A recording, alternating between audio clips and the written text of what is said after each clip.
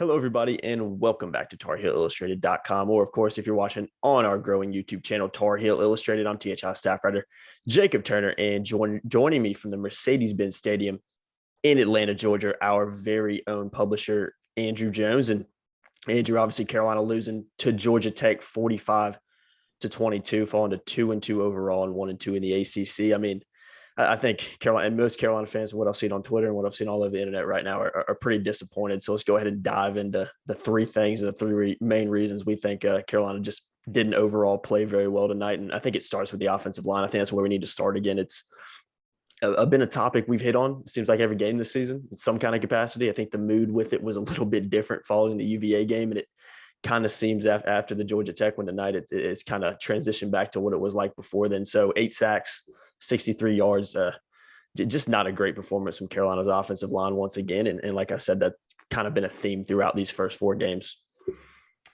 Well, they've played 8 halves of football, and I would say that 5 of those halves, the offense hasn't been what it wants to be, what it should be. It's not like they're ushering in a bunch of new offensive linemen. These are guys that led the way to the most prolific offense in Carolina history last year. It wasn't just Michael and Javonte. They were damn good, but the guys up front were damn good that played a part in that process. So tonight was a lot like Virginia Tech. They couldn't get any. They ran for 63 yards tonight, and Sam was sacked 8 times. Yep. We could actually end the podcast right there and walk away and say, okay, that sums it up. Yeah, unfortunately for North Carolina, there's a lot of other stuff that we could talk about.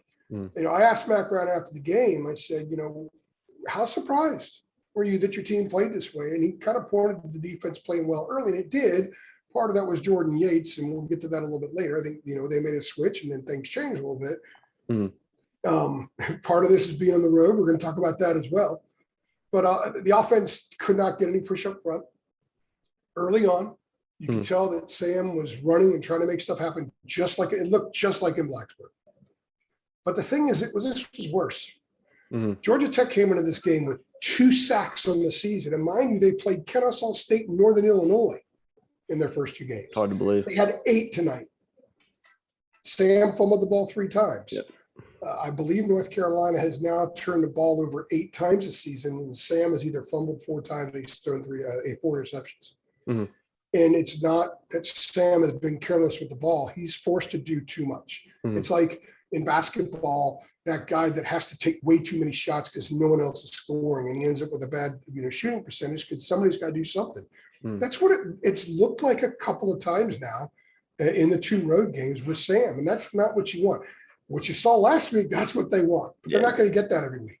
And I guess there was no Mandy Alonso on the Georgia Tech defense. And kudos to you for pointing that out. I didn't think that had as much to do with what happened to them last week. Maybe it didn't. They just played really well. Yeah, possible. Offensive line is about grit, but it's also a skill. And sometimes your skill is not as sharp as in other games. But we could go on about what went wrong with the OL. In the first game, they said it was communication issues, and Lane Stadium was really loud. This place wasn't that loud that tonight. I don't know what the attendance was, but it was probably a little bit more than half full, maybe 38,000, 40,000. And they can make noise, but it wasn't a ton of noise. There were a lot of Carolina people here. Yeah. Georgia Tech students were a little bit of an issue, but they got louder up as the game went on. It wasn't that loud early, and Carolina had problems out of the gate. Couldn't get the run going. Sam and Chandler were the only 2 that even ran the ball, I think, through the first half. So, and I'm throwing a lot of stuff around here because we're trying to make sense of what happened. Here's an example of how bad it was.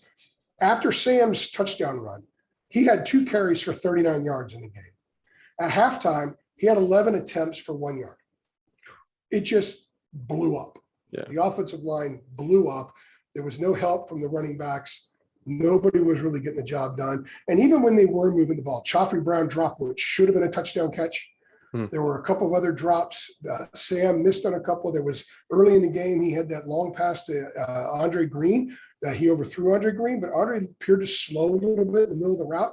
Maybe he lost the ball in the lights because they do have, a different position, stadium lights here. Sometimes lights and domes have a different glare. And I know that the roof was open, but guys, it's only part of the roof. It's not a lot of the roof that was open. So maybe that had an effect. I have no idea.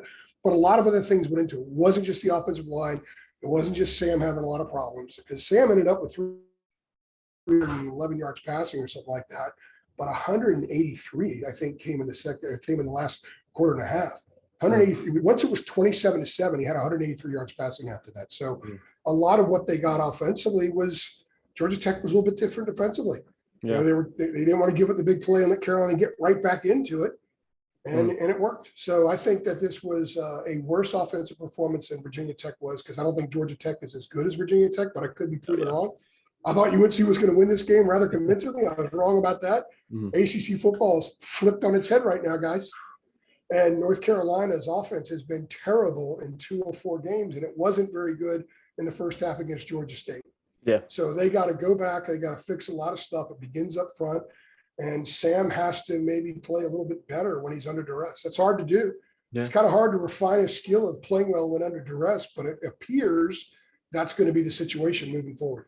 Yeah, I think you could agree with that based on what we've seen. I think just tonight it just seemed like an O-line that was out physical, and we've seen that a few times this season. So whether that changes, we'll have to see. But so far from what we've seen in basically 3 out of 4 games, it just has kind of been the theme. So let's switch over, I guess, to the other side of the ball. I thought Jeff Sims really just, like you kind of mentioned in there as well, just really kind of changed the game. 313 yards in the second half for Georgia Tech offensively.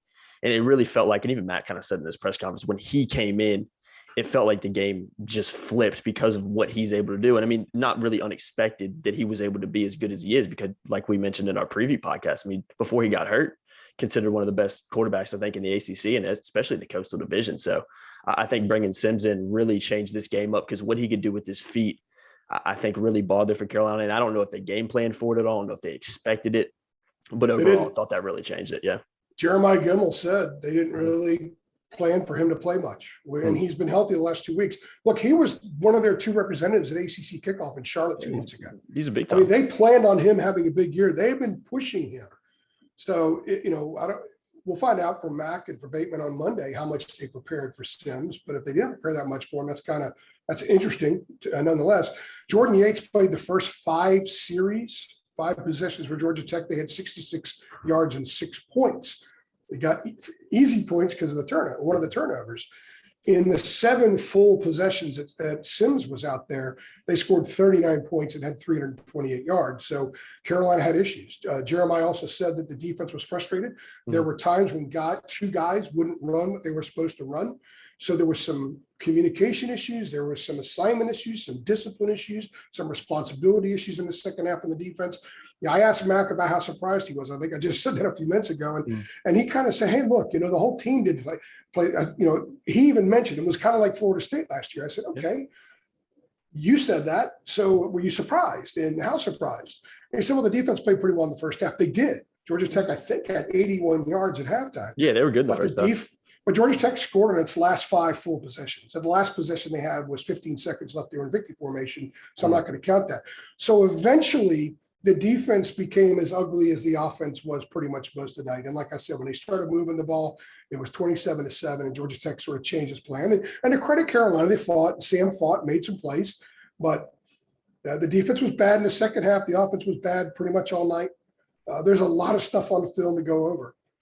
You could play well for a half defensively like they did, but it's not enough to win the game when the offense didn't do anything. And you have to find ways to win, especially on the road. Really good teams, programs that are on this kind of trajectory win when they don't play well. This team collectively didn't play well tonight. And I believe, to quote Jeremiah Gemmell, we got our ass handed to us.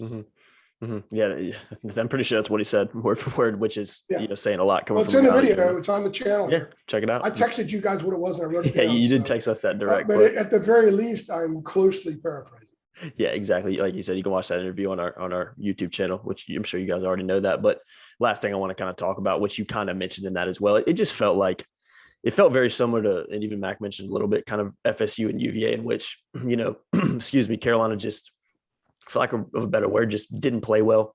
Underperformed, whatever words you want to use to describe it. I think going into this game against a Georgia Tech team that I think most of us expected Carolina to beat, not only beat, but probably beat somewhat comfortably. And then for it to turn in on a complete 180 turn, and, Georgia Tech just comes in and virtually runs Carolina out of the building towards the end, it is saying a lot. It kind of reminds us of Virginia Tech a little bit. Definitely a different situation with the environment, first game of the year, and how the scoreline ended up coming out. But very, very similar performance to what we saw a couple times last year and obviously earlier this season in the season opener.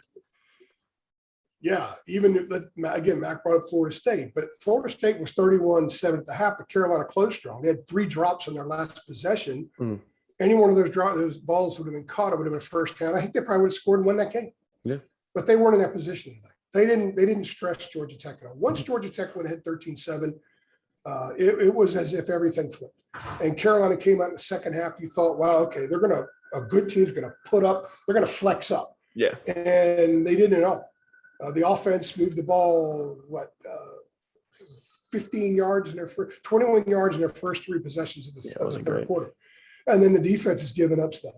And that's what it looked like. Okay, they're starting to get pushed a little bit defensive line. They're just having a lot of issues. They don't have it. They don't have it this night. And this is they're now 5-7 on the road under back. And 5 of those 7 losses are games they were actually favored in. Yeah. We go back to Florida State. What about Virginia last year? They had a 20-13 lead on UVA in a span of 17 minutes. They scored 4 touchdowns and Carolina had nothing. I think Carolina was down 3 scores. They got run out in that stretch. They came back, but what did Max say at that game? They were more physical than us. Yeah. Okay, then they opened up at Virginia Tech. Max said they were more physical than us. Now, he didn't say tonight Georgia Tech was more physical, but anybody watching could see that. Yeah. And I'm sure Monday when we talk to Mac, he'll say they were more physical. So this team is not going to be where they want it to be and think it should be at this particular stage if they can't win games like this on the road. And to win games like this on the road, you've got to be the more physical team. If you're not playing well, you've got to do things that make up for not playing well. And if the other club is more physical than you and you're not playing well, that's not a very good recipe. That's how you run for 63 yards and have 8 sacks. That's how you give up 313 yards in the second half to a team that lost to Northern Illinois a few weeks ago in this same city. And Northern Illinois was winless last year. So, I think that, Max said a couple weeks ago, the shine's off. I think the shine's definitely off. We talk a lot about how I wrote a column before the season saying they're way ahead of schedule. And, last week we're saying, okay, they're ahead of schedule. Now you have to start questioning that. I think it's a fair thing to question. And I'd be willing to bet that from a performance on the field standpoint, and Mac might say the same thing. Now, a lot of other things behind the scenes are going very, very well. Recruiting's going phenomenally well. This program's going to get better. But they've got to hurdle what used to be a speed bump, which now is becoming almost mountainous. Being able to win on the road, especially when you're supposed to win on the road. Duke last year doesn't matter. They went to Miami in a weird kind of game and blew them out. The program's first win over a top 10 team on the road, goodness knows how long. Doesn't make a lot of sense, right? Well, they've got to approach these games with the same degree of focus, the same intensity as they did that game. And until they learn to do that, they will, that will be a growing mountain in order for them to hurdle, because I think it's become that now. So they got a lot of growing to do. This program is going to get a lot better. There are a lot of parts. There are going to be a lot of parts around next year. Mac has said a couple of times, we're going to be better than we were next year. He said that in the last month. Maybe he saw something coming, just didn't want to tell us, hey, this is going to happen this year. Coaches don't do that. But you hope that they're better next year than they are this year, because through 4 games, I think that they have underperformed by a significant degree. Yeah, definitely. I think most Carolina fans would probably agree with you on that, and definitely would agree on you with that from what I've seen on social media tonight. So Carolina dropping to Georgia Tech 45-22, dropping to 2-2 overall, 1-2 in the ACC. That's going to do it for us here at Tar Heel Illustrated. I've been Jacob Turner. He's been Andrew Jones. For all your post-game coverage, interviews, write-ups, everything you need to know after Carolina's loss tonight, make sure you keep it locked to TarHeelIllustrated.com and our YouTube channel, Tar Heel Illustrated. You guys know the drill. Like, share, subscribe, hit that notification bell as well so you know every single time we upload. And we'll see you guys in the next one. Thanks.